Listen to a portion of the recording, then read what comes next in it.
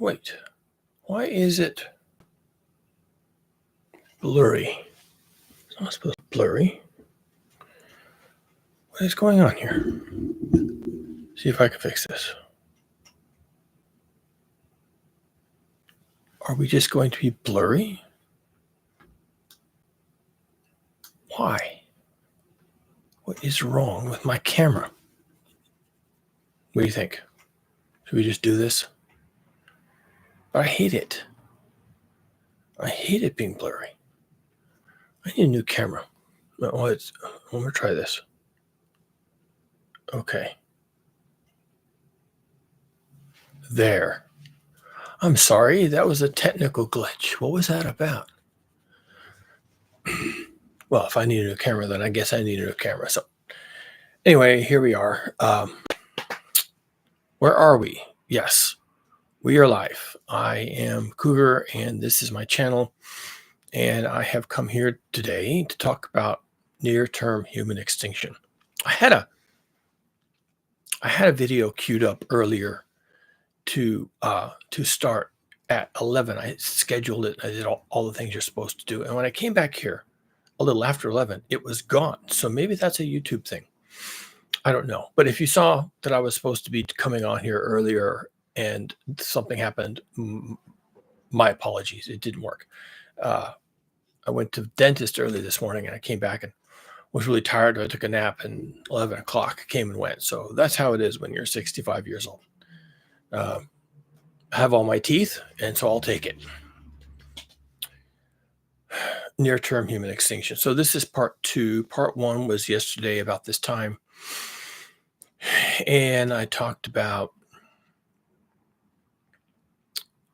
basically just a lecture on what is extinction, why is it a thing, how does it happen? You know, a typical biology lecture on extinction. And I can do that. I'm a biologist, so there you go. I did it. And, you know, some level setting, basically, because we need to all be on the same page when we're talking about what is extinction. Because when I talk about near-term human extinction, I'm talking about something very specific. I'm talking about something that is an event, a biological event. That's what I'm talking about. I'm not talking about science fiction fantasy. I'm not talking about alien invasion. I'm not talking about the angels coming down from heaven and fire and brimstone and the second coming and all that. I'm talking about a biological event. And, you know, if it's biology, well, then it has to answer to the laws of physics, right? It does. And I wouldn't talk about this topic if it didn't fall within the laws of physics, which it does, as those are expressed in biology. So here we are, and I'm going to have part 2. Part 2 is now going to be a little more meat and potatoes to the topic. So it's going to be why are people talking about near-term human extinction at this point in time? Because they are. And there's several reasons. And you could even say, oh, people always talk about human extinction or the end of the world as we know it, right? They don't usually people don't usually use big words like extinction when what they mean is the end of the world as we know it. You know, they'll talk about that. It's the end of the world. The end is nigh, and those kinds of things. But I'm being very specific. I'm talking about the termination event for the existence of a biological species. Now, we are in currently the 6th mass extinction. There have been 5 prior to today, prior to this one. There have been 5 of them prior to this one, and they go back hundreds of millions of years. They're worth discussing in an outline form. I'm not going to do it right this second. The 6th, okay, I guess I should discuss them a little bit, because the 6th, the one we're in right now, is different. So I'll just mention the other mass extinctions that we know of because of the fossil record. So that's one qualifier. We weren't there, but when we look at the soil profiles, the vertical soil profiles, and we find what we call a discontinuity, So there was an assemblage of organisms that are leaving fossil records, shells and bones and whatever. And then they stopped doing that.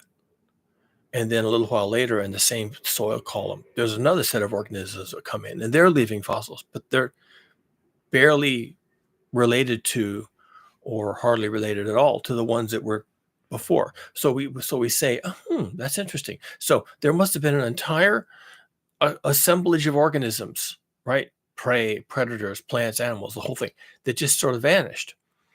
And then later, a different sets of organisms come back. So we call that and those other ones are gone. And that's the key. They are extinct, and they don't show up again in the fossil record. They are extinct. It's not that, and it's not that they moved away, because that can also happen, right? Aquatic animals will leave fossils for aquatic animals like fishes, shells of clams and whatnot, only if there's water in that region. And if the water goes away, sea level falls, or the land rises, or mountain ranges isolate an area of land that used to be in the sea and now it's above the sea, then you can't have sea animals anymore, right? Why would you have bones of fishes if the sea is gone and this land is no longer under the sea? So you'd expect to see SEE. You'd expect to see in the fossil record sea life, SEA, going away. Well, that's because the water went away. But that's not extinction. That's just a habitat change. So extinction is necessarily has to be global. You can't just have an assemblage of organisms like aquatic life disappear from one place and call that extinction if they're over here on some other continent doing just fine at about the same period of time. So these are global extinction events. An entire assemblage of organisms, or individual types of organisms, like all the dinosaurs, or all the birds, or all the ferns, or whatever it was that happened, if they go extinct, then you just don't expect to see them anymore anywhere. They're gone. I did make a distinction between extirpation, which is a fancy word for local extinction, and you can have local extinction and still have the organism someplace else. So that doesn't really count. When we talk about extinction, we mean they all disappear from the planet Earth and no one can find any evidence for them. Today, we don't see the dinosaurs. We don't know exactly when the dinosaurs went extinct.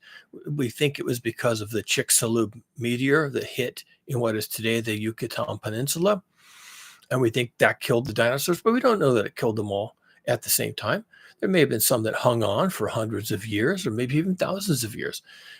Maybe we'll find some bones of dinosaurs someplace that we haven't looked already.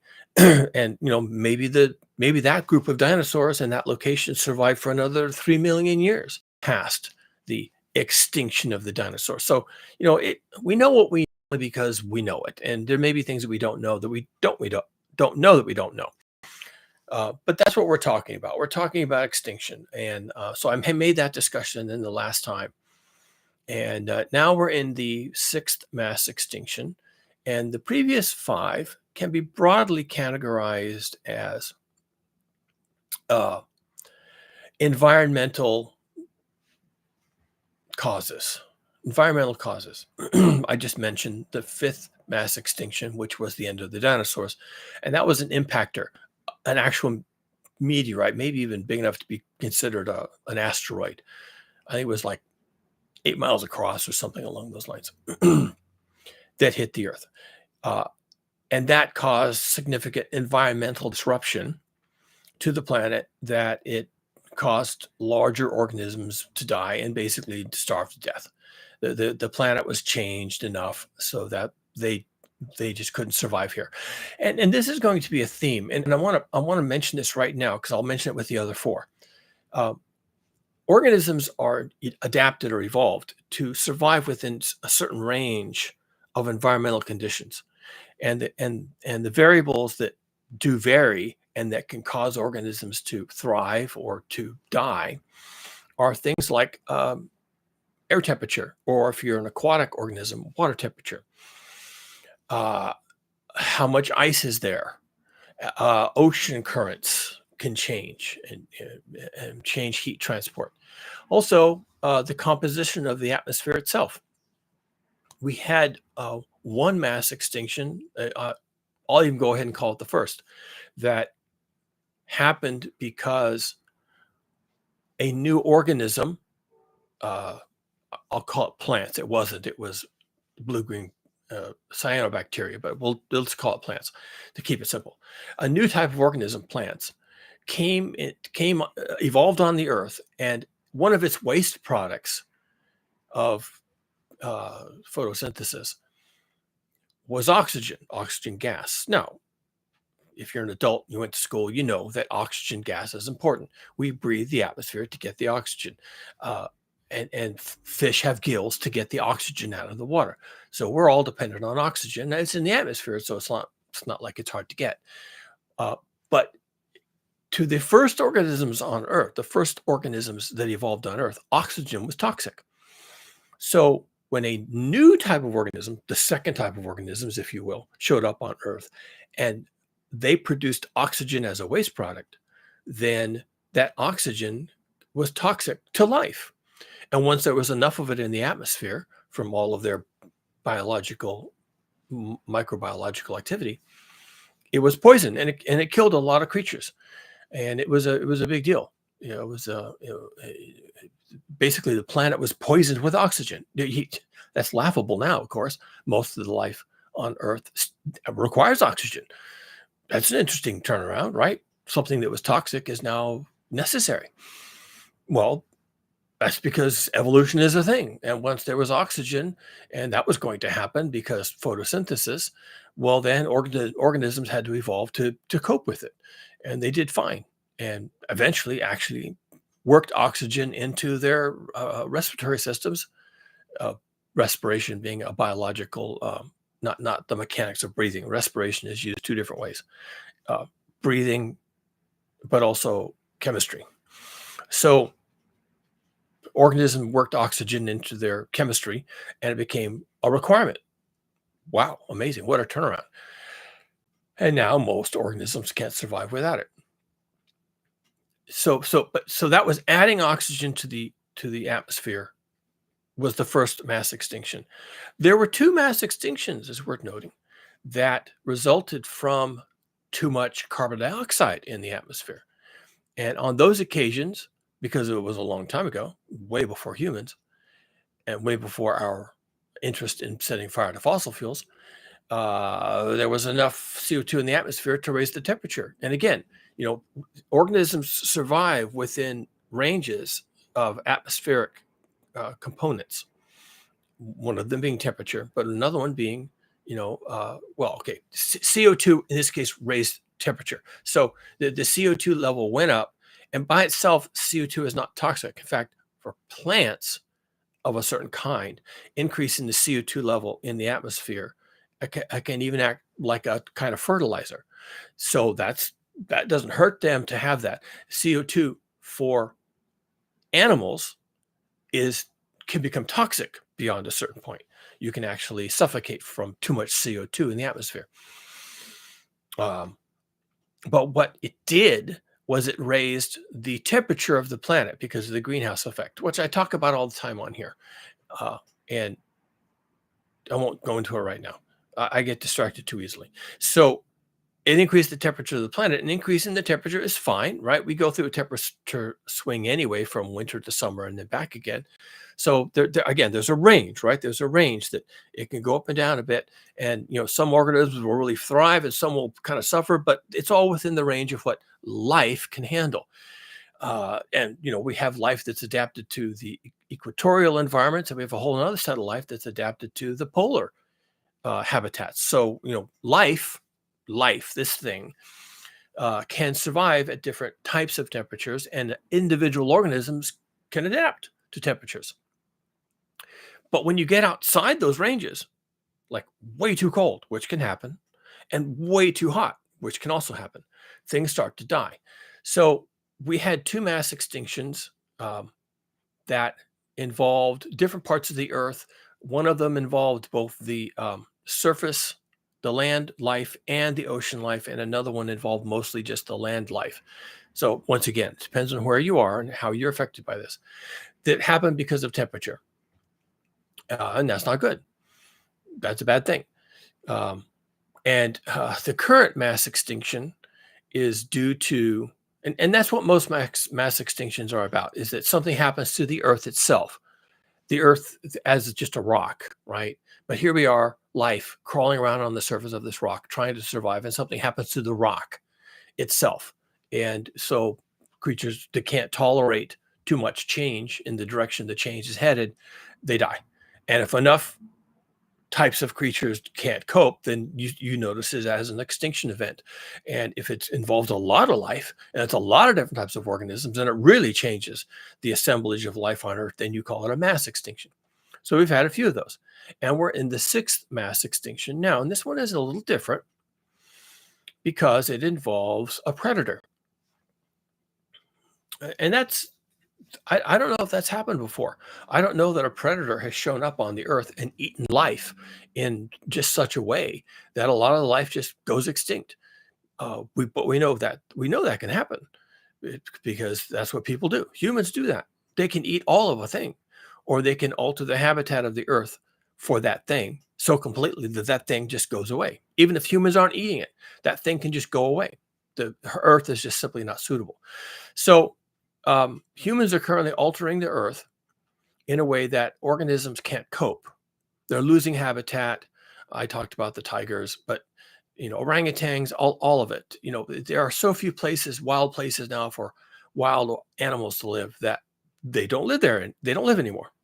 If they don't have habitat and homes and places to find mates and raise their offspring and fledge their young birds or whatever, then they die. They can't complete their life cycle, and they just eventually the adult organisms die, and there's no reproduction, and they're gone. That's what happens. Or we eat them, and we have eaten all of things, or we've simply killed all of things just for the pleasure of killing them. That's what happened to the passenger pigeons in North America. People just enjoyed killing them so much they wouldn't even eat them, as far as I know. They just enjoyed killing them, and so they killed so many of them that they eventually disappeared. And you could even say the same thing of the bison in North America, or at least the United States part of it. We just enjoyed killing them so much. Trains would go by the great big herds. Trains would go by, and the people on the trains would have guns. And as the train went by, they would just shoot at the bison because it was fun.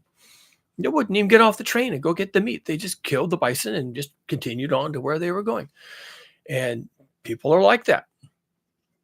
People are. Or you want the feathers of a bird so much that you kill all the birds just to get their feathers, and soon that bird is gone, or whatever, right? We don't eat. We just do things. Why? I don't know. Figure it out. Tell me in the comments why you think people kill all of everything for pleasure. Power? What is it? Anyway, so we've been doing extinction things against other animals for hundreds, maybe even thousands of years. And we've gotten really good at it recently. Like in the last 100 years, we've gotten very good at extincting other things. So we're in the sixth mass extinction. But the sixth mass extinction, when you hear them talk about it, they're not talking about near-term human extinction. I don't think I've heard anybody say, oh, the sixth mass extinction, we're killing so many animals that eventually we're going to kill all of humanity. I haven't heard that. Oh, by the way, that's possible. Let's not rule that out. And that's kind of what this video is about, is why are we even talking about near-term human extinction? Well, we have admitted recently, like in the last 10 years or so, at least in a big way, that we are in the sixth mass extinction. So does that include humans? It's a question. And it's one of the things that people talk about now, is that human extinction could be right there along with everything else. And why would humans go extinct? During the sixth mass extinction, we're killing animals, we're destroying their habitat, we're killing their offspring, we're overfishing them, overhunting them, we're doing all these things. And well, we don't do those things to humans, right? We don't hunt humans, we don't destroy human habitat. So why would humans be in the sixth mass extinction? Well, if you kill enough of nature, we are dependent on nature for certain things. And if you kill enough of nature, then eventually the humans die. I don't think that would constitute a mass extinction event For humans, I don't think humans would go extinct during the sixth mass extinction. But if it's going to be a topic, then we can't rule it out, right? So people who run around saying, hey, humans could get sixth mass extinction. You're talking about that. That's a scientific fact that people are willing. Why are you excluding humans? Why not? So, some people think, oh, if we're in the sixth mass extinction, then maybe humans go extinct. And I want to address, why are people talking about humans going extinct? And that's one reason, because all the other life of this world is going extinct because of us. And so we may extinct ourselves, deliberately or on accident. I don't know. I guess we'll see, right? We could screw the pooch so badly that humans go extinct, but at least people are recognizing that's a possibility, so they're talking about it. But those aren't the reasons I hear offered for why people think people. I mean, everyone. You don't have to be a scientist to have these discussions, but I'm a scientist, so I'm going to discuss it scientifically. Why we're going to go extinct. I'll just put out there real quick that there are people who think that we're going to go extinct ish for spiritual reasons, meaning it was predicted in the book of Revelations that, God would come down in fire and brimstone and kill the sinners and take the saints back up into heaven. And, at least for some versions of that story, there's no one left on earth, and earth is a hellscape, and everyone went to heaven who was good, and or whatever that means. And so now humans are extinct. It's sort of the Noah's flood version, right? If you're familiar with the Christian Bible, then one of the big stories from way back in the early pages of the Bible is the flood and the role of this guy Noah and his ark and his family and the animals that they rescued and a bunch of other things. So it's written in the Bible that God will extinct people. Yeah, except God didn't, because Noah got away with it and got on the ark and floated away, and people didn't go extinct.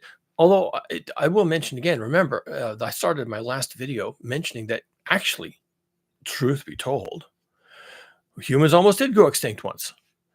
And no, I'm not talking about the Bible. I'm talking about, our own genetics points to our DNA being younger than the age of humanity. And go back and watch the video. I don't want to repeat it. It's a fascinating story, but I don't want to go into it again.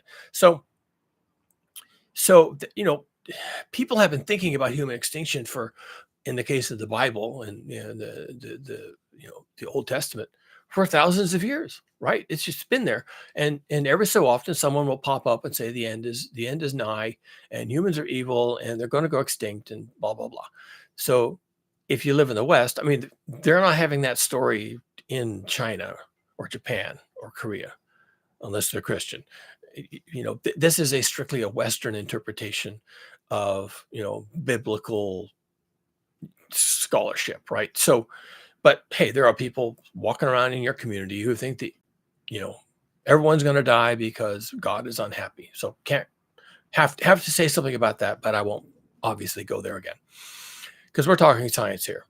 So why are people talking about near-term human extinction right now, uh, in a sciencey way, and not even a sciencey fiction way? Because Hollywood has always been talking about near-term human extinction. There's hundreds, maybe even thousands of movies that have been made about alien invasions and rocks from space and viruses from space. I mean, I'm telling you, man, it's all over the place. Um, and no, I'm not talking about Hollywood. Nothing I want to talk about here is Hollywood. It's worse than Hollywood. Um, and I guess I'll say right up front that this discussion might be difficult for people. So if you have anxieties about this stuff, you might want to think about your exposure to this kind of material. I'm not going to pull any punches. And by the time I get through this, talking about why people think humans are about to go extinct, you might be convinced, because this is science, right? I'm just talking about science. So it's going to be hard to say, oh, he's full of it. Why? I'm talking about physics. I'm talking about Earth system dynamics. I'm talking about what we're doing on the planet to the environment. We're in the sixth mass extinction. I already mentioned that. And could humans get swept up in it? Uh, can't rule it out. So this is the thing, right? This is happening. Will humans go extinct? People are asking that question. And here I'm going to talk about why humans are asking that question and why there's a window of opportunity.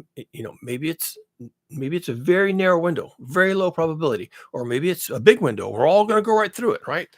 Uh, well, we won't know until it happens, really, or closer to when it happens. But if this kind of content bothers you and keeps you up at night, then maybe, honestly, maybe you just shouldn't be exposed to it. I'm not here to say these things to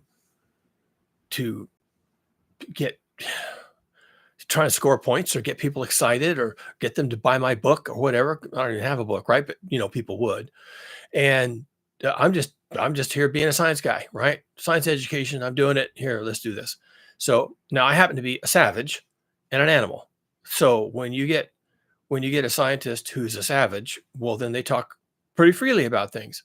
And even though I don't take any personal pleasure from this, it's science. So it's the science nobody else wants to talk about because it's scary and savage. And so here I am. I'm that guy.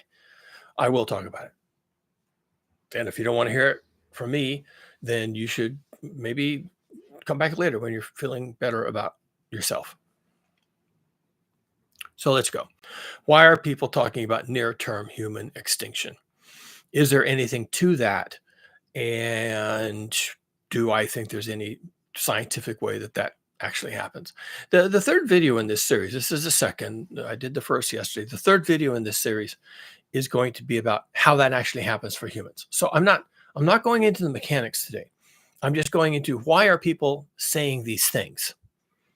Because I think there are sound reasons for people to say these things. And next time, probably tomorrow, I will want to talk about how it could actually happen, a scenario where it actually happens. So that's a little more speculative, but not much. So, you know, we're going in parts 1, 2, 3. We're going from discussing the generalities of what extinction is to why are people talking about this right now? Is there a reason for that?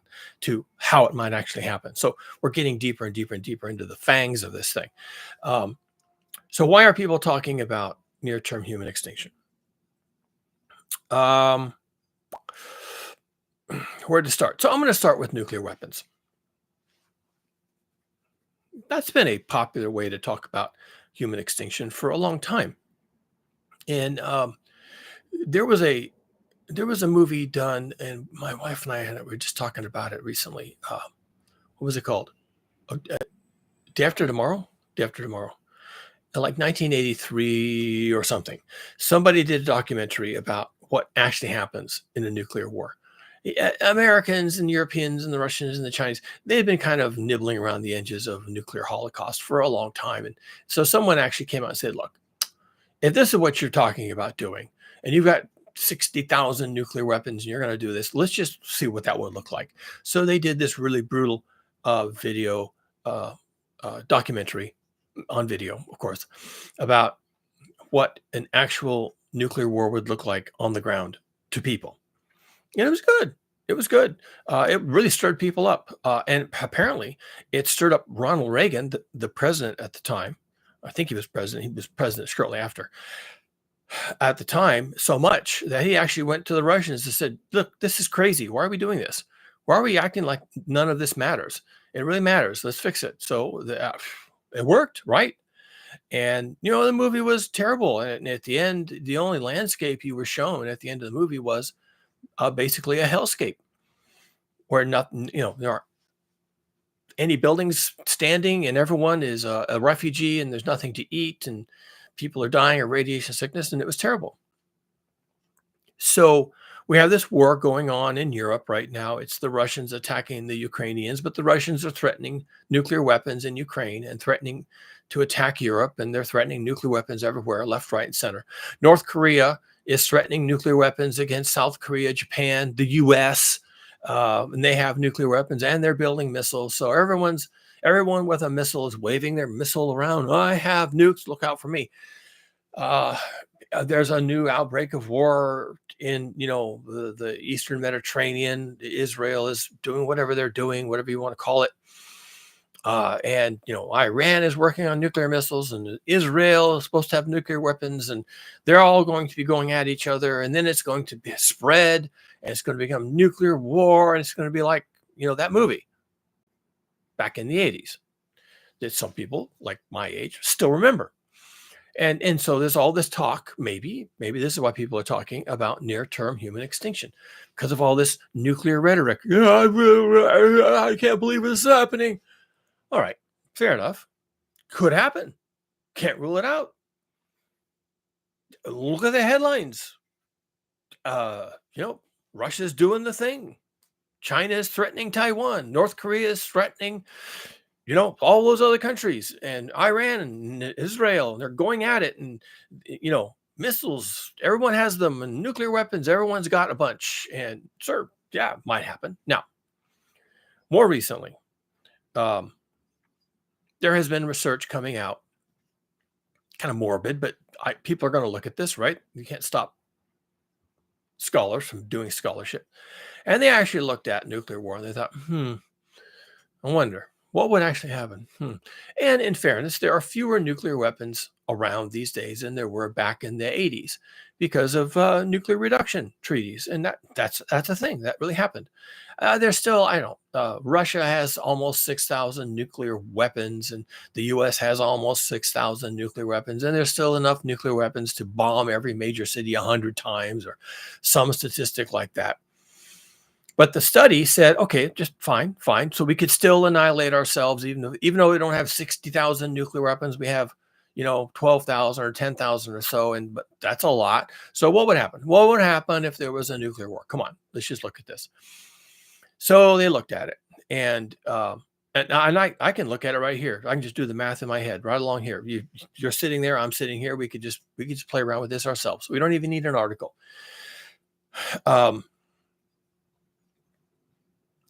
If there was a nuclear exchange of 1,000 nuclear weapons, so whoever the players are, they all get their hits in, and net of net, there was 1,000 nuclear weapons delivered successfully, because some might not be, 1,000 nuclear weapons delivered successfully to the major cities of the world, and that each one killed 1 million people. Each weapon on detonation in a major city killed 1 million people. 1 million people is a lot, but it's not out of the question. So some might kill a little, and this is a morbid conversation, right? Really, do we have to do this? We have to do this. So, because I'm trying to make a different point. We're going to get through this ugly stuff, and then I'm going to make another point. And you're going to say, oh, well, that's not so bad. So let's get to that part quickly, shall we? So numbers. We have to do some numbers. So 1,000 nuclear weapons, net of net, that's how many get through, and they blow up, and each one kills 1 million people. So that's 1,000 million people. 1,000 million people. That's, you can do that math in your head. 1,000 weapons kill 1 million people apiece. That's a lot, but not out of the question. So 1,000 weapons kill 1 million people apiece, and that's 1,000 million dead. 1,000 million dead. Oh my God, that's a lot of millions. 1,000 million. 1,000 is a lot by itself. And then 1 million is a lot, but you're saying there's 1,000 million? Wow, yeah, that's 1 billion people. That's another way of saying 1 billion people. 1,000 million people is 1 billion people. Yeah, that's a lot. Surely that would be a catastrophe. Good heavens, right? Wow. Who could even think about that? This is madness. 1,000 million people. But there are 8,000 million people on Earth. That's another kind of math. So now we're doing subtraction. So there's 8,000 million people on Earth. That's 8 billion. And we lose 1,000 million. So there's 7,000 million left. Okay. Well, that's along on the topic, even though that's madness and that's terrible. And it's, insidious and it's all these things. It's still not extinction. So we could do that scenario, 1,000 nuclear weapons, which is a lot, killing 1 million people each, which is also a lot. A nuclear war between Israel and Iran wouldn't be anything close to that. It might be two that kill 20,000 people apiece. It's still terrible, right? But the topic here today is near-term human extinction. So let's just stick to the topic. Um, so yeah, that leaves 7,000 million people, nothing close to extinction. But that's just the weapons alone. Why would people be concerned that we're going to go extinct because of nuclear weapons? Because that's a meme right now. Thank you, Russia. Thank you, China. Thank you, North Korea, for reminding us that we're idiots. And so that's a meme. Near-term human extinction. Well, now killing 1,000 million people with nuclear weapons is just the beginning, right? Now you have destroyed cities. Now you have disrupted supply chains. Now you have refugees who didn't die, but now have, broken bones and nuclear radiation sickness and all this kind of stuff. And, outside the actual blast radius, there's a much bigger area that now people can't live anymore. They're going to have to leave. So now you have refugees and you have all this kind of stuff going on. So maybe with the knock-on effects after the initial, the explosions themselves, then there's all these knock-on effects. People can't find food, can't find water, can't find shelter, and they're refugees. And how do you deal with it? There's going to be a lot of refugees. And let's say there's twice as many people. There's as many people die after the explosion from all these knock-on effects, as died in the explosion. So that's another 1,000 million. That's now 2 billion people dead. Still not an extinction event. And let's say that this war destroys the global economic system, and all the supply chains become disrupted. I'm not really sure why it would. And I think that was part of the scholarship, is that they said, oh, look, you're blowing up. You're probably aiming your nuclear weapons mostly at populated areas, and so the industries just keep going. In fact, ships at sea moving cargo, food cargo, will simply arrive in the ports that they were supposed to go to. And maybe the port is a radioactive, wasteland, but the ship still has food on it. So we have no good reason to suspect that the entire world engine would be completely demolished. It could be. COVID taught us a little bit about that, but would it be? Is it guaranteed? No. So let's say that life becomes difficult and food supplies and whatnot, and maybe another 1,000 million people die. So 1,000 million people die in the blast. Another 1,000 million people die in the weeks and months follow due to injuries and related things. And then another 1,000 million people die due to collapse of the civilization. So that's 3,000 million people. That's 3 billion people. That's a lot of people. Wow, what a calamity! What a disaster! What a shit show! But that's still not extinction. So nuclear weapons, as terrifying as they are, and as mad as that whole thing is, and as insane as these leadership are for talking about so loosely about using nuclear weapons to solve their fucking problems. I mean, what is wrong with these people, right? Seriously, they're mentally ill. You're not going to solve your fucking problems this way. You're just going to kill yourself, and you're going to kill a bunch of us. And half the human population might die eventually of all these terrible calamities that come as a result of 1,000 nuclear weapons striking 1,000 major cities. All right. But we don't go extinct. So there you go. So if you're concerned about nuclear weapons is that the human race goes extinct, don't worry about it, because it's probably not going to happen. Terrible things will happen. I'm not trying to downplay it. I'm not a monster. I may be savage, but I'm not a monster. But I can talk clearly about the science of this and the numbers and the whatever. And, okay, so probably not. Doesn't mean people don't worry about it, but probably it's not a thing. Probably it won't happen. But that's not the only thing that people are worried about these days. I'll go into the other one. We just had COVID. And COVID looked really bad. And, you'll say, or other people will say, well, they overreacted and the lockdowns weren't necessary and the vaccines weren't effective. But we didn't need them anyway because it was a damp squib. Nothing happened. And that's all true. But they knew from experience in history, not recent experience, but 1918 is not that far back, right? They knew from experience that some of these zoonotic uh, influenzas can be abundantly lethal.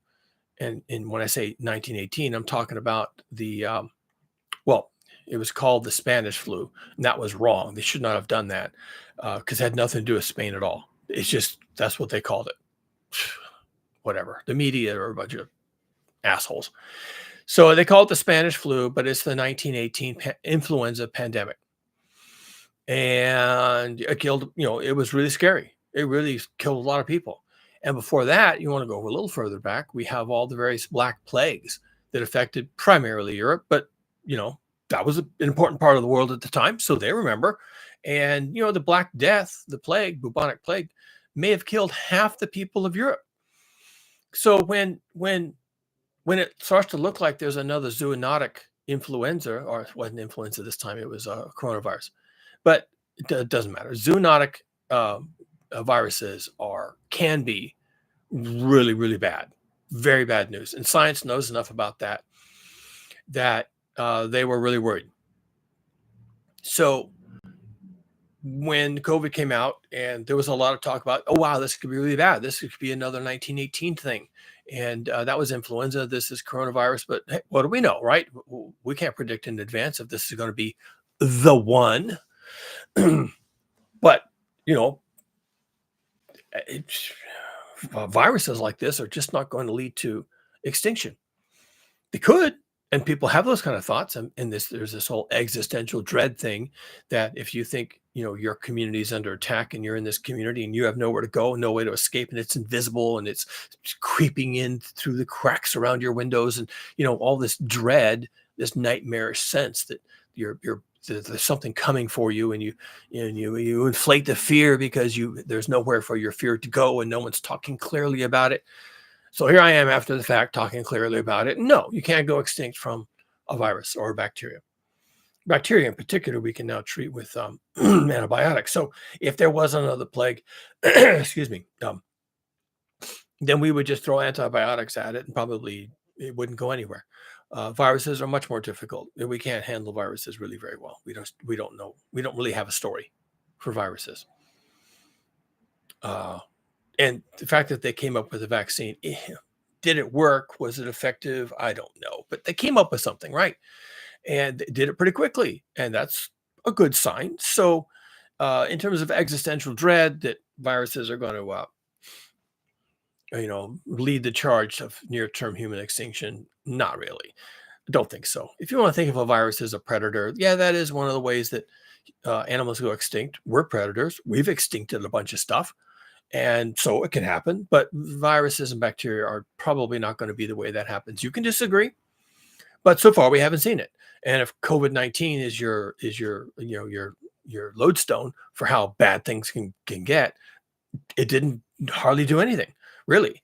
If we effectively tackled it, we did some lockdowns, we did some vaccinations, we did some social distancing, we did masks, and wasn't that big a deal. I mean, a lot of people died, but it wasn't like the Black Death. It wasn't like the 1918 influenza. So we handled it. One for us.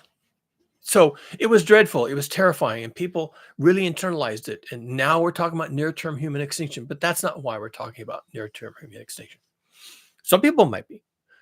And by the way, while we're still on the topic, right now there's a H5N1. I think that's right. There's an H5N1 variant of bird flu that's making the rounds in cows. That's strange. And when you see strange things like a bird flu showing up in a cattle, then that's when epidemiologists sit up and take notice. Really? There's an avian flu in cattle? Where? How many cattle? Whose cattle? They start to look at that stuff. Has it jumped to humans yet? That's the next question they're going to ask. Are any of the cattle people, the people that handle the cows, are they getting sick? They are? Oh, well, that's a thing. And so we've got something making the rounds. It's stuck in cattle right now. It's parts of it are showing up in the cow's milk, but they pasteurize the cow's milk, so don't worry. Worry. and start connecting the dots. We had a coronavirus in 2019, and now we're having this bullshit, in 2024. And is there going to be another one in 2025 and something in 2026? And you start to see the trend, and you start to worry. Oh, okay, so I guess our number's coming up. Okay, well, that's one to lodge away in the noggin for future reference. Seems like we're still making the same stupid mistakes we made before. Funny how that is. Funny how that is. So yeah, something to monitor along with nuclear weapons, something to keep an eye on. I wouldn't lose any sleep over it. Now we're going to get to the meat and potatoes of this. Okay. The other mass extinctions before the sixth, which is really us. So we could stop at any time we wanted to, by the way. That's the nice thing about the sixth mass extinction. Since we're at the driving wheel of that one, we could just stop making things go extinct. That's us. We could just stop doing that. Will we? No, of course not. Because we're not deliberately doing it in the first place. And most people don't even know they're doing it. They're just in business, and they're doing business, and business makes things go extinct. And if you don't like that, if you don't like me saying that, well, go fuck yourself, because that's what businesses do. They make things go extinct. Sometimes they make people go extinct. And sometimes the business is the business of war. And go read yourself some Smedley Butler before you come, jump down my back about me saying something like that. Smedley Butler can straighten you out on the business of war and the war of business, and businesses at war with other businesses. Sometimes it's just it's crazy. It's insane. It's unhinged. But it happened, and it happens today. So sometimes in the course of doing our business, whether it's a good business or a bad business, or whether you meant it or not, we make things go extinct. Well, la di da. Are you surprised? We shouldn't be. That's our wheelhouse. That's in our wheelhouse. We could stop doing that anytime we want to, and the sixth mass extinction wouldn't even be a thing anymore, except the damage we've already done. But if we didn't do any more, then in theory, it would end. Now the other ones, the other five, it didn't work out that way. So they were environmental damage, and that is something we are doing. Again, business. So we don't know we're doing it. We didn't intend to do it. We didn't set out to change the environment, but we're changing the environment, and because of business. And so, we could stop, but we're not going to, and we haven't. And what I'm talking about, of course, is global heating. Now, I mentioned all these other ways that people might be concerned about the extinction of the human race and near-term human extinction. And I referenced the Bible and the zoonotic viruses and bacteria and nuclear war and all these other things that people might be thinking about. But this is the granddaddy. This is where the rubber meets the road. I'm a scientist. I'm a climate scientist. I understand it. I understand the physics. I know what we're doing. I know who's doing it. I know why they're doing it, and I know they're not going to stop. And so when I just take all those dots I just mentioned, who's doing it, why are they doing it, where, and dot, and connect them, then you see out there in the distance, in the not too far distance, the near distance, that's why it's called near-term human extinction. Here in the near term, we see that line leads to another dot called human extinction. And I'm not the only one seeing it. And, although and I'll explain why people think that, and why that might be a thing. And frankly, spoiler alerts, why I don't think it's a thing. But I understand why people do think it's a thing. So let's talk about that. Why are people saying that we are facing near-term human extinction? And not because of the Bible, and not because of the nukes, and not because of the viruses, although that's all very interesting. And that might cause people to think, worry about near-term human extinction. And, some of those are real enough that sure could happen. Not ruling any of that out except for the Bible part, but that's not what most people are talking about right now. They're talking about the Earth system and global heating. So this is a long topic, and I've done a lot of videos. But I'm not going to do the thing and tell you go watch all my videos because I need the airtime. What I'm going to say is this.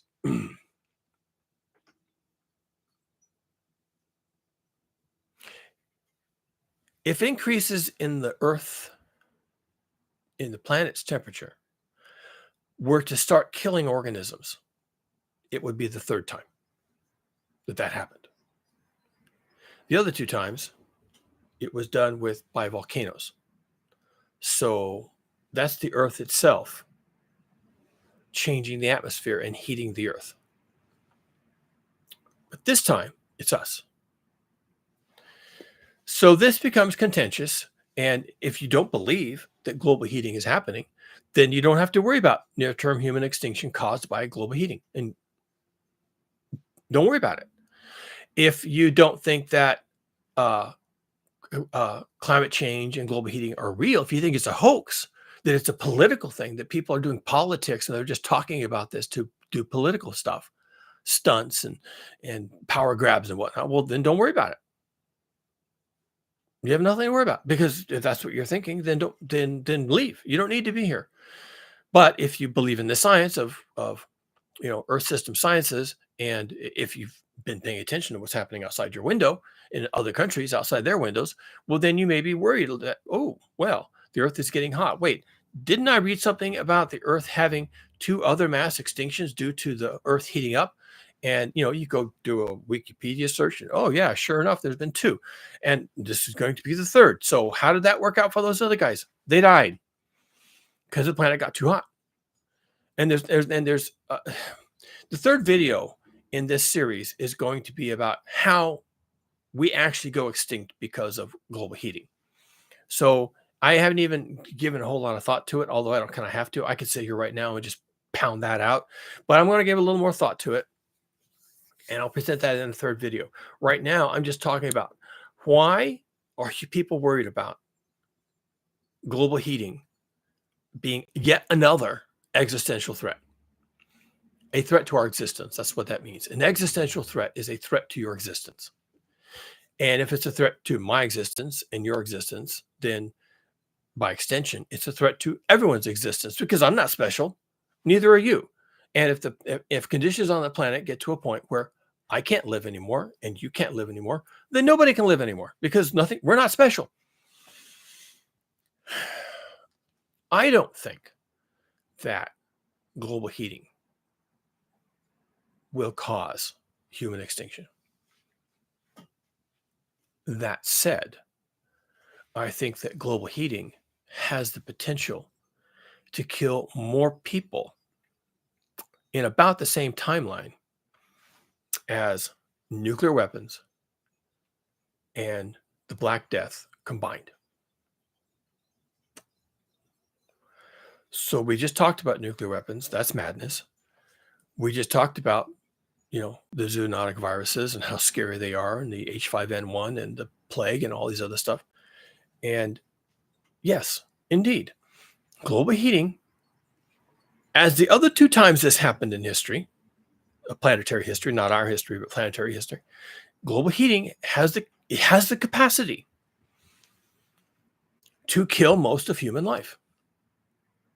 It does. And as I mentioned in my first video in this series, there was a time, and I won't talk about the evidence. Go back and watch the video. There was it's linked in the description. There was a time, I think it is. It should be by the time I finish this. By the time you get a chance, it should be. There was a time when the population of modern humans who have been on Earth for 300,000 years went through a near extinction event.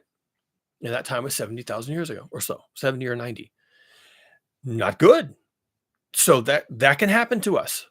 Now, at the time that happened, we weren't 8,000 million humans.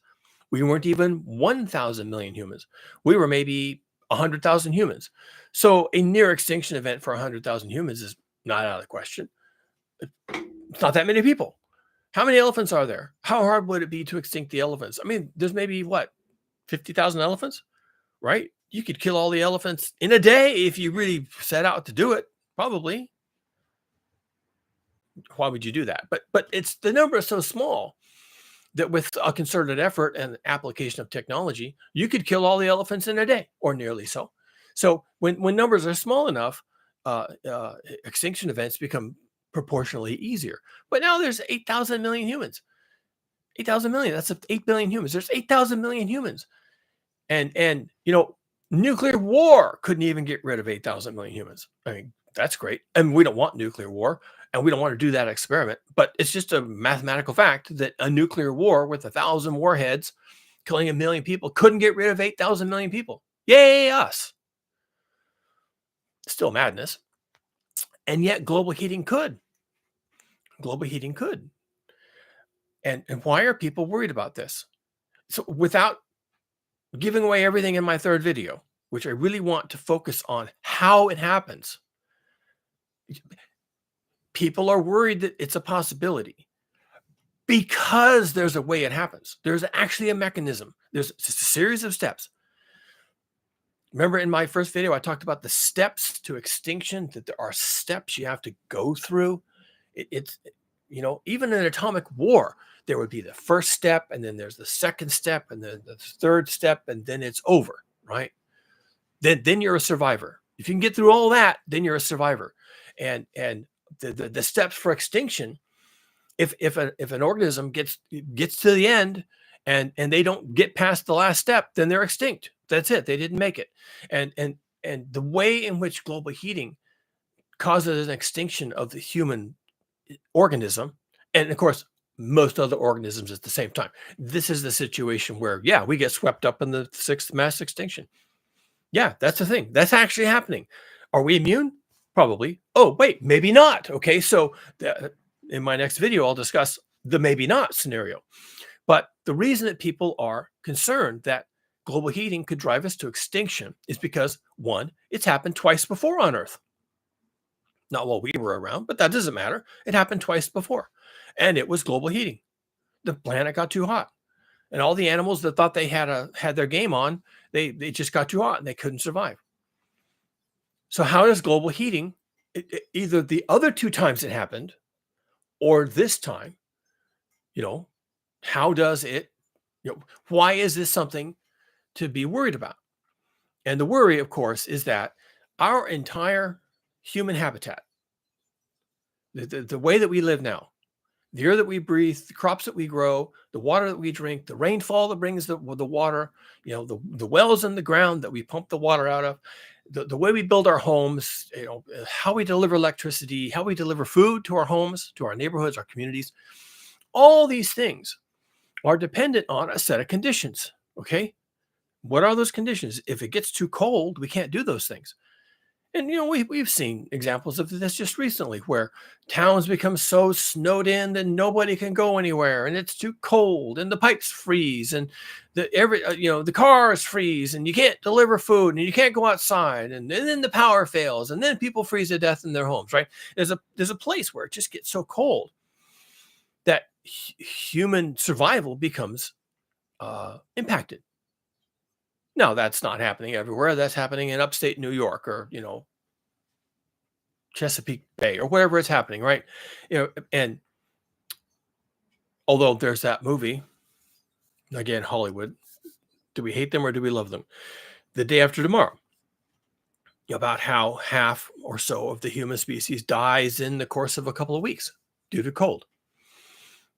So that's an example, a Hollywood example, but it's interesting. It's an interesting example of how things just fall apart because it got too cold in that particular instance. But then there's the other side. It gets too hot. And what we're enduring now is not global freezing. That was just one scenario that made a good Hollywood movie, a good premise for a movie. Yeah, it's not a bad movie. There's the other side, which is more likely given physics of what we're doing right now, which is global heating. And when they tell you to call it global warming, they're sandbagging. They're just downplaying the threat, and that's doubly the case when they tell you to call it climate change. Climate change is not your problem. Four square, not your problem. Climate change is not your problem. You don't have any problems with climate change. Your climate might change, but in all likelihood, even if it did, you probably would just survive differently. Climate change was never the problem. That's just what they want you to think of it as being the problem. We're going to have climate action. We're going to save the climate. We're going to change our approach. We're not going to change the climate, and we're going to, it's all going to be climate actions and climate safety and climate justice and all this climate crap. And it's just crap. It's narrative warfare. They're lying to you. Your real problem is global heating. If you want to call it global warming, I guess that's fine, but you're going to be savagely disappointed when the heat is just unendurable. You're not going to want to call it warming anymore. You'll get it. You finally get it. You finally get it when it's so hot outside you can't even breathe the air. You'll say, "Oh, yeah." And now I see why we're not really calling this global warming. That was dumb. Yeah, it's global heating. It's going to get hot. It's already getting hot. And people who are paying attention to the data and paying attention to how people survive in different habitats around the planet, they're saying it's going to get too hot. It's going to get too hot for humans. David Wallace Wells wrote the book a long time ago. It was his opus, really, uh, Uninhabitable Earth. And he apologized at the time in his introduction. Look, people, I'm just going out on a limb here. I'm just taking the science. He's not a scientist. He's a journalist. I'm just taking the science, and we're getting one kind of narrative from one group of people that are running governments and running businesses and the UN, and they're giving us one narrative. But I've noticed that when you talk to scientists, you get a different narrative over here, and they're really worried. So he wrote this book called Uninhabitable Planet, based upon what people are actually worried about. Not what politicians say we have to do and economists say we have to do to grow the economy. And, we all know what those people are trying to do. They're trying to get rich, but the scientists are just doing science like I'm doing science right here. So he wrote a book, Uninhabitable Earth, and it was wow. That was hair raising. That'll wake you up. And he was very upfront about it. It's like, well, this is some scary shit, but remember, I'm not a scientist, and we don't really know what the future holds. And this is just one narrative, and we could change things. And it might not happen just like this, but you ought to know that people who understand the possibilities, this is how they're talking about it. So we should get their cut on it. We should get their perspective. And he wrote the book, Uninhabitable Earth. And yeah, wow. Okay, so that's a thing. People were talking that way. And he wrote the book. And we don't know, but we know because it's physics. I don't expect politicians to come clean with us and tell us, "Oh yeah, global heating. That we've had 2 mass extinctions on Earth before, both of them due to global heating, and so that's a thing. And now we're going to do it again. We're going to heat the planet. We don't even know when it's going to stop. It could just get, well, as David Wallace Wells said, uninhabitable." Do you expect a politician to talk to you like that? Of course not. Of course not. I did a video just recently based on some words coming out of the Secretary General of the UN, Antonio Guterres, who is not a climate change denier at all. And he talks straight turkey about what's going on, and he's warning the nations of the world, and he's reminding them of their Paris climate commitments, and he's telling them that this is going to be an existential threat and this is going to be awful, and he alludes darkly to near-term human extinction, and how unjust it is and how terrible it's going to be and how irresponsible we are, selfish and greedy and evil, and those evil corporations and all this kind of stuff. And he really goes at it hammer and tongs. I did a video on it. I just shot him down because as far as I'm concerned, he's a clown. He's not coming clean at all. Because what's really happening is near-term human extinction. Yeah, that's the thing. We could heat this planet so much that we just die. How's that possible? Well, it's happened twice before, and it was a mass extinction. We could have a mass extinction this time, and we could get swept up in it. And just like it was with the passenger pigeon and the bison and everything else, it's just business. We're in business. And the business we're doing now is burning fossil fuels. And by burning the fossil fuels, you release the CO2 in the atmosphere. CO2 is the culprit every single time. And you enhance the greenhouse effect. It traps more heat, and it heats the planet as a consequence. And it stays hot for thousands, if not millions of years. And that's it. You're done. If you can't survive that, then you don't get another chance. And stop burning fossil fuels today doesn't mean that all that goes away. It doesn't go anywhere. The CO2 in the atmosphere is just there. What are you going to do? Wave a wand and have it magically disappear? It's up there. There's nowhere for it to go. It used to be underground. When it was underground, it was fine. But you dug it up and you set it on fire and you took the energy out and you did useful things with the energy. You drove and you flew and you moved your goods and you moved your money and you had your job and you went to your job and you commuted it. All these supply chains and all these cargo vessels and all this manufacturing. It's all based on fossil fuels. So that's business. And we're all in business. I'm in business over here. You're in business on that side. And these people are all in business. We're all in business, and we're all emitting CO2 in the atmosphere. Then the combustion of fossil fuels, and it's heating up the atmosphere, and it's going to result in global heating. Period. That's what it is, and we're probably already there. Now is not a bad time to start thinking about near-term human extinction because hey, we've been here twice before. Not us, but other life forms have been here twice before. Global heating, been there, done that, all died. Everybody died. Not everybody, because there wouldn't be any life left on the planet. But hey, nearly everybody died, and it was a mass extinction. And here we are, we're humans, but now we're the ones, steering the wheel and pulling the levers and pushing the buttons and business. And we know what'll happen. We've had lots of extinctions due to business, lots of them. And we're just going to keep doing business and levers and wheels and all this stuff. And could we go extinct? Sure. Yeah, of course. Not going to rule it out. The chances of going extinct from global heating eclipses by an order of magnitude the risk of going extinct due to a large-scale nuclear exchange. That doesn't even come close. So let me give you some numbers here, since we're doing sciencey stuff. There is currently 8,000 million people on Earth. The reason for that is because of a lot of innovation and improvements in agriculture and improvements in medicine and energy availability and more jobs and progress and growth and biggering and fastering. And so we have artificially inflated the amount of people that can live on this planet to 8,000 million. Prior to all of that, prior to the industrial age, this planet maybe supported something like 400 million. So let me compare the numbers. 8,000 million, 400 million. 8,000 million today, 400 million 400 years ago. $400 is a lot of money. You'd be happy to have $400. If I gave you $8,000, you'd be thrilled. That could change your life. $8,000 could change your life. So this is the order of magnitude difference between 8,000 million and 400 million. Prior to industrialization, there was about 400 million humans on this planet. That's what this planet could support.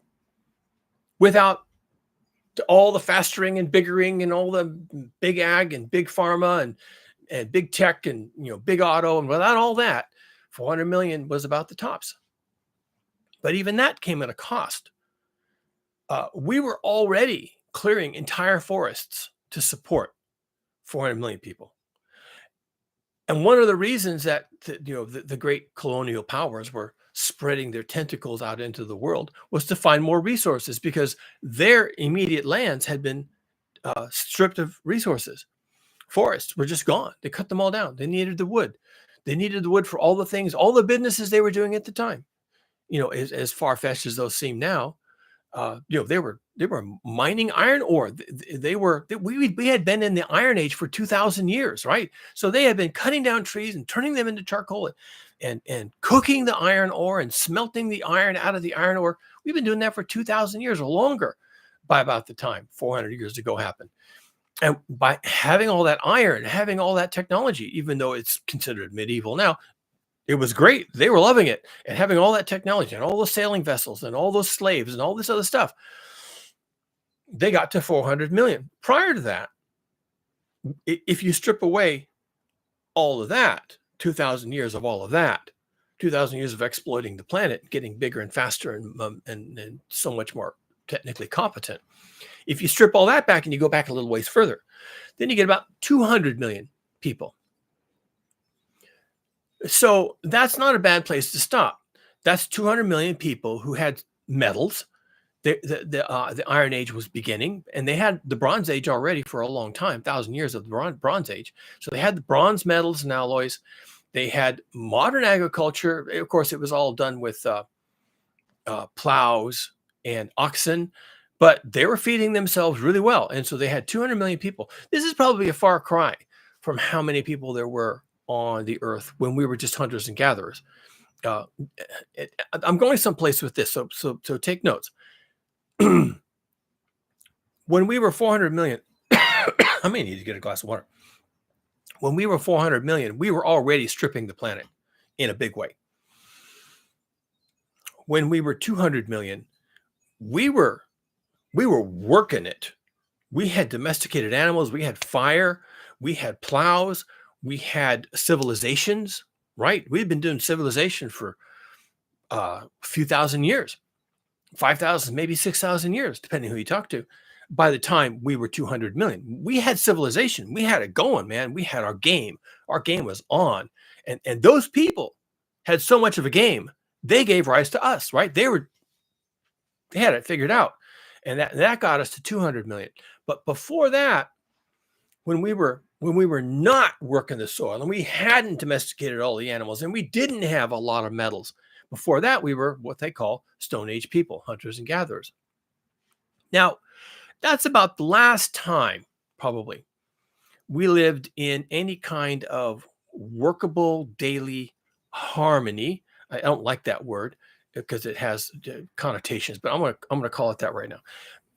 When we were hunter gatherers, that was the last time we lived in harmony with the world, and we didn't like it. It sucked. You know, the life expectancy of an average human was about 30, 35 years. So, and most children, at least half children, died in infancy. It was rough. It was rough.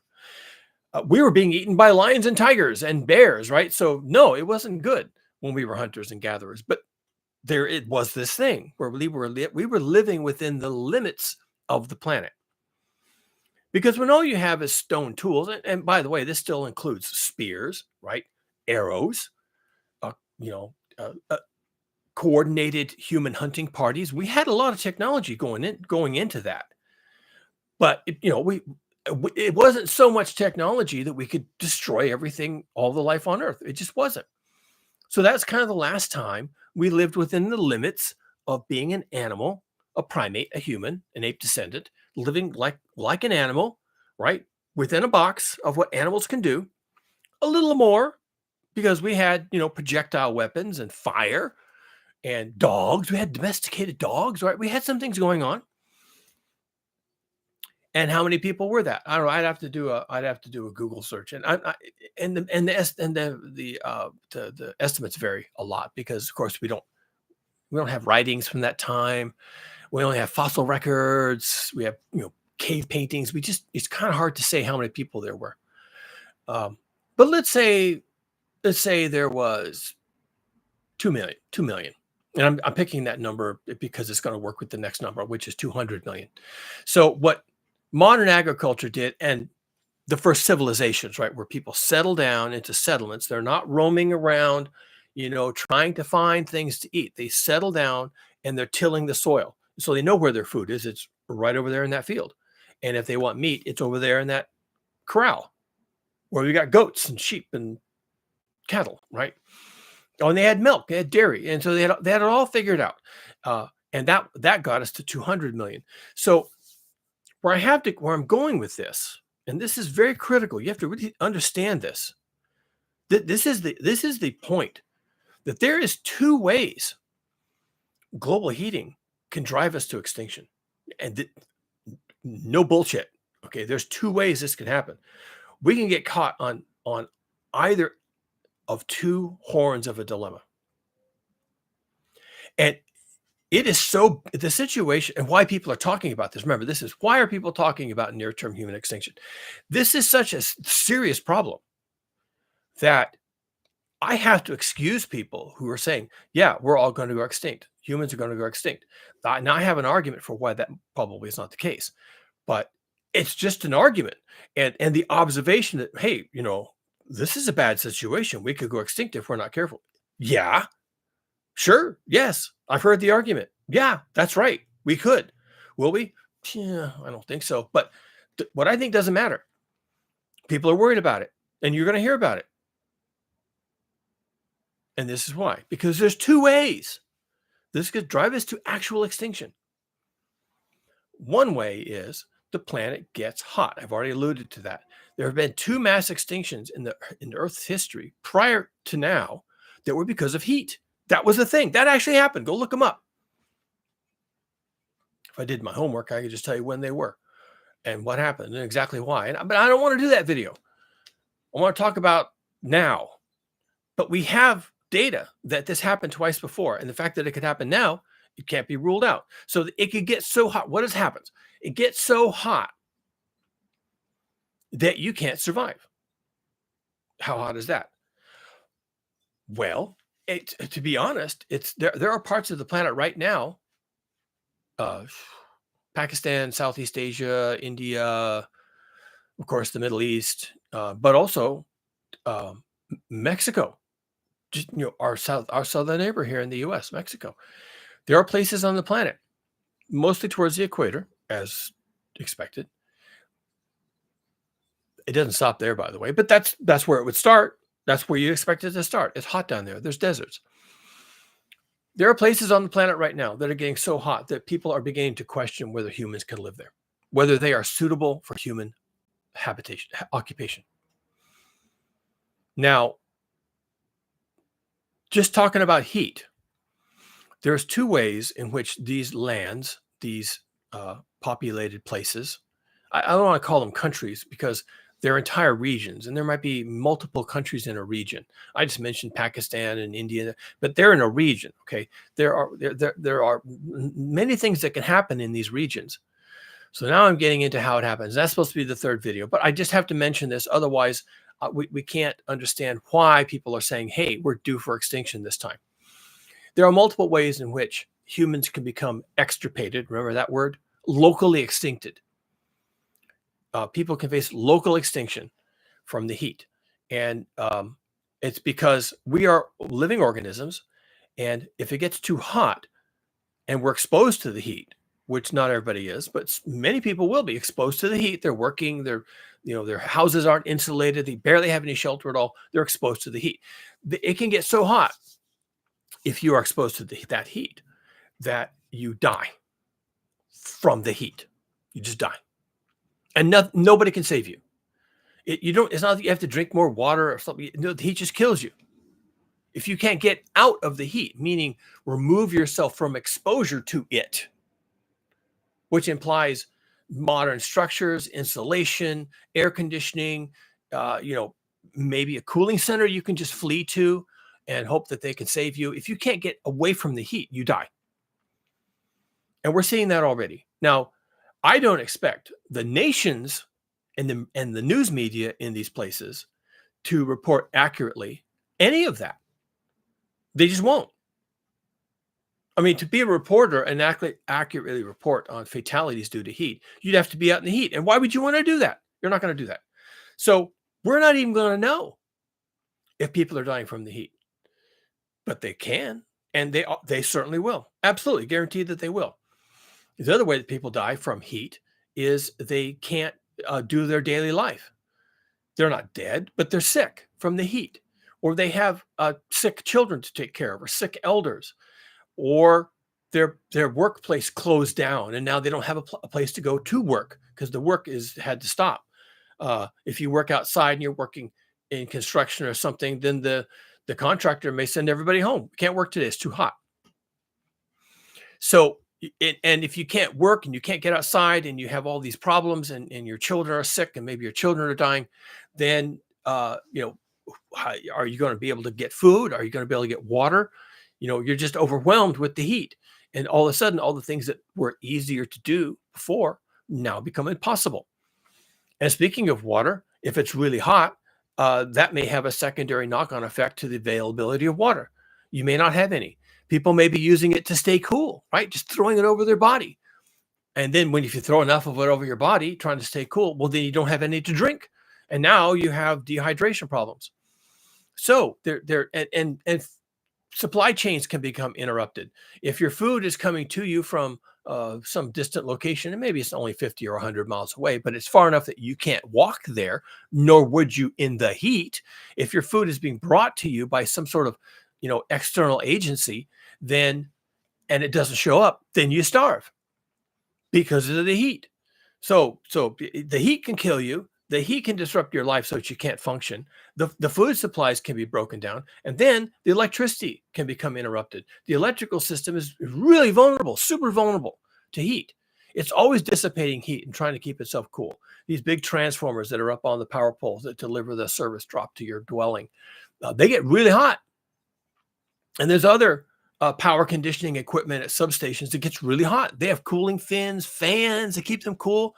And when it gets really hot, all this infrastructure that's already running hot just literally blows up, explodes, catches fire and explodes. Bam, it's gone. And that's tough because now someone who would rather be under an air conditioner, someone's going to have to come out and replace that transformer, fix that substation, put those wires back up on the pole, do all this stuff. And are they going to do that for you? They're sitting under an air conditioner. If they have power, they're trying to stay alive, just like you are. Your power is out. Who's going to fix that for you? You can't fix that. And you were doing okay with your air conditioner and staying out of the heat when the power was working, and now the power has failed and you're stuck in your house and it's hot and it's getting hotter all the time, and you thought the air conditioner was going to save you, and now it's not because there's no electricity. So there's all this entire human habitat. Habitat is a biological term, which is like, where do you live? And if you're a fish, you have an aquatic habitat. And if you're a deer, your habitat is some combination of forest and pasture and water and some other things that you can find. Human habitat is worked. It's built. We live in a built habitat. It's built around us, for us. We build it. Other people build it for us, but it's all human made.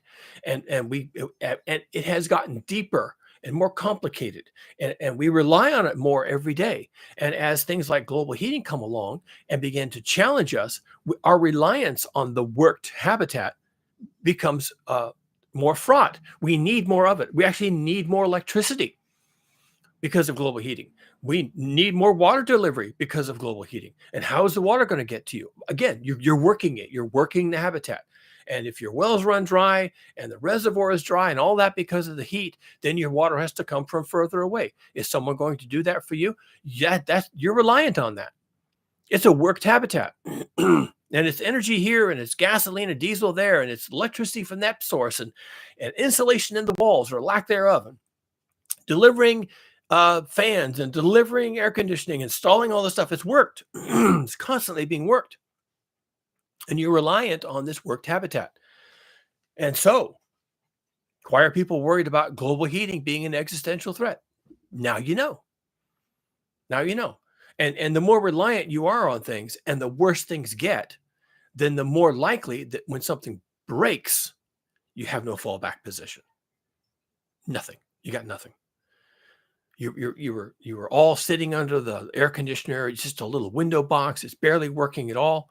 And you're all just, the sweat is pouring off of you and the cool air is coming out. And you're all just trying to survive under this air conditioner that you have one room in your house with one air conditioner and one window, and the power fails. And you can't fix that. And it stays off for a week. And then you die. That's why people are worried about human extinction. Now, I started this by saying that I started this series by saying that local extinction is not complete extinction. It's extirpation. You can cause an organism to disappear from a certain habitat. But if there's more of the same organism someplace else, then you're not extinct. And in the case of humans, or really any animal, it's a terrible tragedy to lose an entire population in an area, because now they're gone. And now you have fewer populations. And eventually, of course, what happens is you get down to one population just eking out an existence in one place. And if anything happens to them, wow, okay, then they're extinct. And these are the steps of extinction. Just one disaster following on another. And you might not even notice. And near-term human extinction through global heating could proceed exactly like that. We might have local extinction in certain vulnerable populations, in certain vulnerable regions that have to go first. And, people could just say, well, that's really sad. That's too bad. But that's because they don't realize that that's one step on the way to everybody taking their turn being dead because of global heating. Now, if we were to abandon, so I want to say this right now. Anyway, I need to finish this thought. I need to finish this thought about why people are worried about existential threats to humanity through global heating. We don't know how bad it could get. There are people now working on that really diligently because we would like a picture. David Wallace Wells wrote the book Uninhabitable Earth, but that's not science. It was based on accounts from scientists, but he wasn't doing science. But now there are people actually doing the science. So maybe we'll get an answer. James Hansen did some science recently, peer-reviewed peer-reviewed article published in a journal. And some people didn't like it and they thought it was alarmist, but it's science, and he did some science. And he said that we're definitely going into a place that is going to be extremely hot.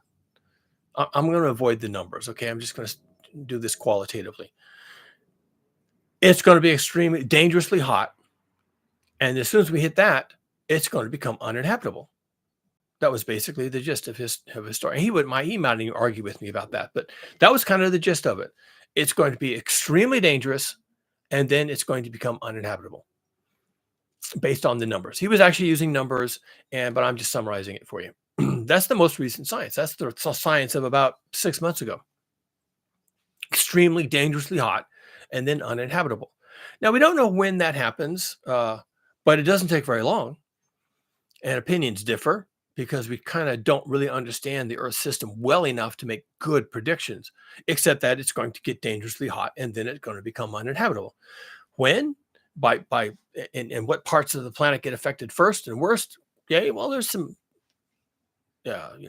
uncertainty there, but it doesn't really matter, does it? Because whenever we go extinct, it didn't matter how long it took. Now we're gone. So for people who are worried about where global heating could take us and how bad it could get, and of course, they're always looking back because they're scientists and they know Earth's earlier history. They're looking back to those other two great die-offs caused by Earth heating. And so they're looking at that and saying, I wonder what's going to happen this time. I'm looking at these other two and I'm looking at what we're doing now. I'm saying, that doesn't really line up in a way that I like. So, it's not like we haven't done this before. Life on Earth has done this before, and now we're about to do it again. So we kind of know what we're talking about. Yeah, it gets dangerously hot, and then it jumps right to uninhabitable. And people who are looking at this science and looking at how the Earth system is right now responding to global heating, because it's happening all around us. Heat waves, terrible, calamitous heat waves, and other things that global heating and the energy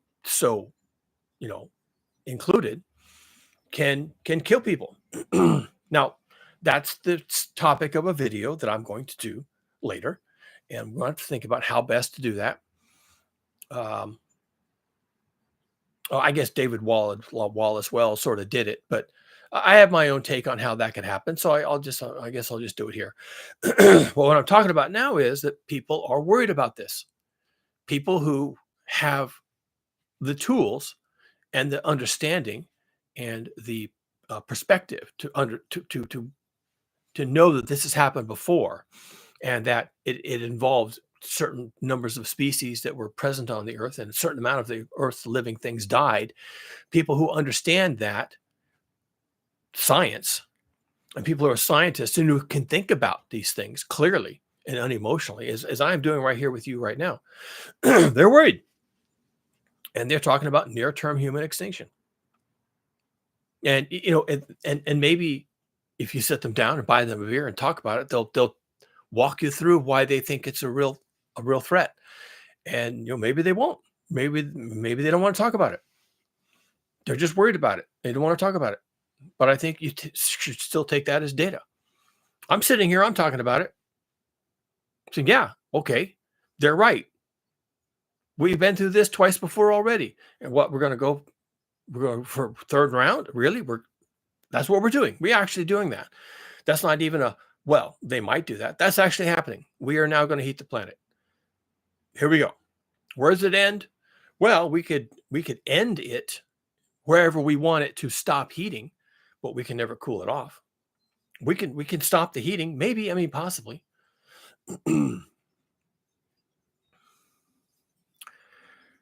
So I mentioned that there was two ways. I'll finish quickly. There's two ways that global heating can destroy us, and I just spent a lot of time talking about the first way, which is the way it's happened two other times that we know of, where it just got so hot that organisms couldn't survive. They just died. They died. They didn't have air conditioning, but hey, we might not have air conditioning either. And one region after the other on Earth could become so hot that all the people die. And refugee crises and food crises and political crises and warfare, and hey, maybe even nuclear weapons, right? People get angry enough and scared enough, and too many refugees on their borders, and resort to nuclear weapons. And maybe we have 1,000 nuclear weapons, and we end up getting that whole scenario I outlined earlier, on top of everything that we're doing now. Could happen.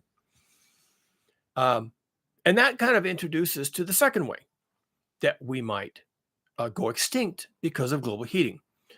And that's because we just lose so much of the worked habitat that we just have nowhere to live. Just can't survive.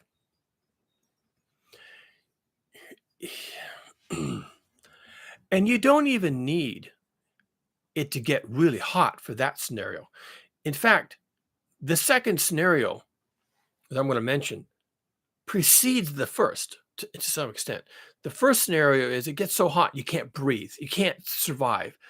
There's no water, there's no food. You have no narrative. You have got no story about how you're going to survive on this hot planet. It's like you ended up on Venus. It's like you got off of a spacecraft on Venus and it was so hot it killed you, right? That's the one. But the second scenario actually maybe even comes first, probably does. And the second scenario involves collapse of civilization. Remember, like I said, we live in a worked habitat, and the worked habitat is created by us using technology. And that started, back in Mesopotamia, right? 8,000 years ago, we started working the habitat, and with plows and oxen and fire, and then with metals, copper and bronze, and then iron, and then more technology, and iron tools to cut trees down, the whole entire forests, and steam and steamships, and coal mines and oil wells, and digging fossil fuels out of the ground and setting them on fire and using the energy to innovate, to travel. And we went to the continents, and we went to the moon, and we went all this stuff, just clawing and scratching and dragging ourselves forward using all the technology we have, and we built this civilization. And it's all worked. The whole habitat for most of us, 90% of us, is worked. And without it, you die. And it could stop because of global heating. Like I mentioned, the transformers and the substations, they just blow up. You have no electricity, so now you don't have that, and that's part of your worked habitat. What about your food deliveries? Is there food showing up at the market? Well, the market doesn't have electricity either. So what's their story? How's the food get in there? Who's going to turn the lights on? How are you going to go in there and buy something? Can't swipe your credit card. Are they just going to give you the food? What's supposed to happen? Without all that happening, nothing happens. And so we could lose due to global heating, meaning it gets so hot. And where does that happen? That happens probably before the planet becomes uninhabitable. That's out here a little further. That's maybe 20 years, 30 years, 40 years further on. But in the early days, the worked habitat itself just begins to implode. And there's also a lot of just civilized behavior that's associated with civilization, that we have laws, and we have law enforcement, and we have armies to defend borders, and all of this worked stuff that it tends to be abstract. What are your borders? What are your laws? Are you a democracy or a theocracy, or what are you? All this stuff that we've built up and built up and built up, it's all fragile. And people might simply just give up on civilization. They might not want to be civilized anymore. They're thirsty, they're hungry, they're terrified. They want to blame somebody, they want to kill somebody, whatever. They just lose their head. And there's all these refugees streaming into our country. What are they doing here? Well, their habitat failed for them before yours failed. And so they're coming for your stuff. Not because they're mean. They don't have rabies or something like that. They're desperate. They got their children and their elders, and they're looking for food, clothing, and shelter because theirs caught on fire before yours did. Their electrical grid failed before yours did. Their food supply collapsed before yours did. And so, because they are in those places that are going to collapse first, and those places become uninhabitable for human purposes, they come to your place because yours hasn't failed yet. What are you supposed to do about that? They just want to live. What are you going to do? What are you going to tell them? No, you can't. Really? You're going to go to the border and look at those people in the eye and their children in the eye and those terrified women. You're going to say, no, you can't survive. You have to stay on your side of disaster. You know, your artificially defined country with your lines on a map, whoever put those there, right? You're in a name. It's all on the maps, and the maps matter more than anything else. You stay on your side of the artificial line drawn in the sand, and I'll stay on my side of the artificial line that someone drew in the sand. And this is my side of the line, and that's your side of the line. You have to stay over there and die, and I'm going to stay on my side and not die. Except you get to go next. That's what really happens. So civilization begins to just unwind, and all this worked habitat just begins to just collapse because it was too complicated to hold itself together. Then people start to die, not even from the heat, just the effects of the heat. The early effects of the heat destroying civilization. And without that worked habitat that we are all, nearly all of us, dependent upon, they can't survive. They just can't survive. The way that ants depend on the ant nest for survival, and they all have their role to play, and there's shelter and the queen and, taking care of the brood and all this stuff. Once an ant is separated from all that, it's a lone ant out here in the wilderness, it has no story. What's it going to do? It can't reproduce. It can't be with its own kind, and it's done. And humans are like that. Once we're out of our environment, once we're out of our habitat, which is a worked habitat, it's all artificial. It's concrete and wire and pipes and plumbing, and it's all this stuff that we rely on to survive. And it's more abstract things. It's supply chains and delivery of food and air conditioning to keep the food cool, and cars to drive to the market and drive back and go to your work and get your money and come back with the money and go to the market and come back with the food. All that, all of this just can't hold up. All of that worked habitat just doesn't work anymore. And you got nothing. You got no story. Yeah, it's hot, and it's been hot for a long time. And first this broke, and then there were lots of power outages, and we were out of power for 2 days. And I hear somebody was out of power for a week, and that sounds bad. And then I started noticing the shelves started going empty in my supermarket. And I was asking the people, what's going on here? Don't you have enough people working the shelves, put the food on? They say, no, we don't get the food. What do you mean you don't get the food? Yeah, we don't know what's happening. We just don't, the food hasn't showed up. A couple trucks were supposed to come in this week, and they didn't show up. They never showed up. Well, where are they? We don't know. What do you mean you don't know? We don't know. Well, what am I going to eat? We don't know. We're all worried. We all work in the supermarket. We should have lots of food because we work here. We don't know what we're going to eat. And here you are. You're standing there in the aisle with your shopping cart, and half the shelves are empty, and you're thinking, what did that cougar guy say? Damn it. I'm trying to remember. I got to go watch that video again. Yeah, you live in a worked habitat. And in the early days of it getting hot, things are going to break. Some things are more likely to break than others, but it doesn't take all of it to break. It doesn't have to all break. And you're on your way to uninhabitable Earth out here a little further along, where it is so hot and so much is broken that you're out in it. You don't have a home. You don't have air conditioning. The water hasn't worked for 3 years, and you're just wandering in the universe. You're just with your family. You're with your tribe. You're looking for food and water and someplace to get out of the heat, and you can't figure it out. It's been years since you had a sit-down meal, and everything started falling apart. Nothing worked. And it all had to work. Every single part of it had to work. And now you're wandering in the wilderness, and all of a sudden it just gets too hot. And you just lay down and you never wake up. And maybe you were the last group of people. You don't even know that, but you don't know you're not. And everyone in their little group is thinking, wow, this is This is really hot today. What do we got to eat? Does anybody have any water? Haven't seen water for a week. And you just lay down, you just close your eyes. And that's it. We're done. And you didn't know you were done. You just thought you were laying down and hoping for a better day tomorrow. You didn't know you weren't going to wake up. And you didn't know that you were the last group of humans on Earth who somehow managed to just keep it together, kept going forward. You found the last of the food, and you killed the last possum, and you ate it, and you kindled the last of the fire to make that fire, and you saw the last of the green things, and you drank the last of the water, and then you just died. Went to sleep, died, never woke up. And no animal even came to ravage your corpse and eat your meat, because they were gone too. Maybe they went first. And that's it. You're done. And it's the sixth mass extinction. And you become part of the fossil record. Who's going to be digging up fossils after that? Not us. Don't know.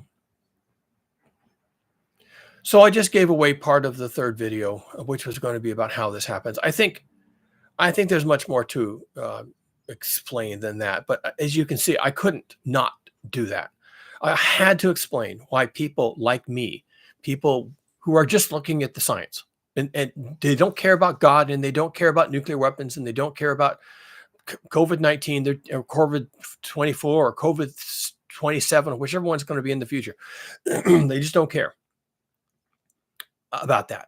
I mean, yeah, it's a thing, and nuclear weapons are still a threat, and we could lose half of civilization just due to that alone. But that's not what they're worried about today. When we talk about near-term human extinction, we're talking about global heating, because that's the most likely to do it, not the nuclear weapons. That would be bad. That would be madness, but it wouldn't make us go extinct. Just wouldn't. And another, massive pandemic, something breaks loose and kills half of humanity before we even know what hit us, like it was when 1918. That would be bad. That would be madness. That would be awful. We'd be emotionally scarred, PTSD for generations after that. But it wouldn't make us go extinct. People would survive it. They'd be sad, they'd be abandoned, they'd be alone, but they would survive it. And they can start over. Global heating? Maybe, but maybe not. There is definitely a narrative about maybe not. There is absolutely a set of dots you can connect that points to not happening. Absolutely. Not even hard. I just kind of did it. And I'm going to do another video that does it again. And maybe you do need to hear it twice. Maybe you do need to end this video now, and I'm going to end this video now. And I talked about why people are scared of near-term human extinction, and I could just stop right there. And you still need to hear it again, because it's a thing. People like me, scientists, not novelists, not Hollywood screenwriters, not doomer preachers, we're worried. Now, we only worry about certain things. And we're worried about this. Now, you don't have to be worried just because we are worried. But when we come out and say, yeah, near-term human extinction, damn, that's kind of hard to avoid. And you could say, well, they're kooks. They don't know. You could say that. And maybe that's even the smart thing to do. Maybe you should walk away from this video saying, oh, man, that guy's a kook. I had enough of this. And just leave. And that might actually be the right thing for you to do. If that gives you comfort, then I would recommend you cling to that. And I'm not being mean. I'm not saying, what a weak ass idiot. You just be ignorant and you'll die in ignorance. And no, I'm not saying that at all. I'm saying cling to it. Stick to that. If that helps you, you should do that. And tomorrow I'm going to talk about something completely different where, extinction is a thing. And this is how it happens. That's the narrative I'm going to outline. How it happens.